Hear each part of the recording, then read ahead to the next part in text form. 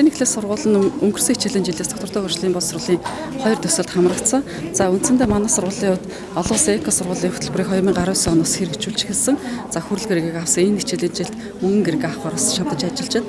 За тэгээд загвар сургуулийг төслийн загвар сургуулийн сонгон шалгуулалтад тэнцэж орсон байгаа.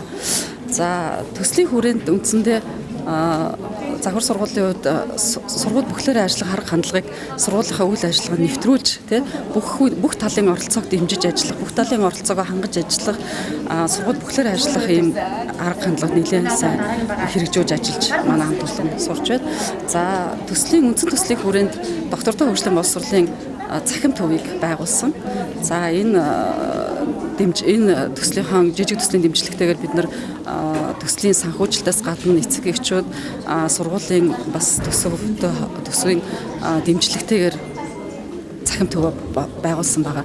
За энэ цахим төвийн маань үйл ажиллагаа үндсэндээ доктортой одоо энэ COVID-19 өвчний улмаас угаасаа тамхины сургалтаас гадна цахим сургалтуудыг бол бид нар гарцаагүй хичээл сургалтандаа нэвтрүүлж ашиглах шаардлага бол гарсныг та бүхэн бүгдээрээ мэдэж байгаа. Тэгэхээр энд бид нар хичээлүүдийн үндэсний болон олон улсын хөтөлбөрийн хичээлүүдийн контентыг бэлтгэх доктортой хөгжлийн боловсролын агуулгуудыг агуулгыг хамарсан бас контент хичээлийн багц хөтөлбөрүүдийг бэлтгэх юм зорилготой тохижуулсан байгаа. Төслийг хэрэгжүүлснээс хойш бид бүхэн бас багш ажилтнуудаа доктортой хөгжлийн агуулга доктортой хөгжлийн боловсролыг өөрийнхөө амьдралд хэрэгжүүлэх тал дээр хэрэглэж чадвар болох тал дээр нэлээд хагц өөрчлөлтүүд гарч байгаа.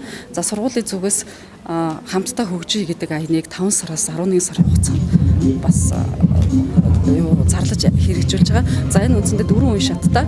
За эхлээд өөрөө хөгжиж, дараа нь гэр бүлээрээ хөгжиж, хамт олноороо хөгжиж, дараа нь өөрийнхөө туршлагыг бусдад түгээн дэлгэрүүлэх гэсэн ийм зорилтод 4 үе шаттай хэрэгжиж байна. За тэгээд зуны нөгөө амралтын үе таарсан учраас бас сая хичээл амраад танхимын хичээл хийсэнтэй холбоотойгоор манай хүүхдүүдийн хувьд, багш нарын хувьд өөрөө эрүүл тогтвортой зөв амьдрах хэрэглээг бий болгоход илүү их давуу талууд маш гарсан байна. Маш олон хүмүүс өөрийнхөө хөдөлгөөний эрүүл ахуйг дэмжих тийм дасгал хөдөлгөөн сургалтуудыг хийсэн байна.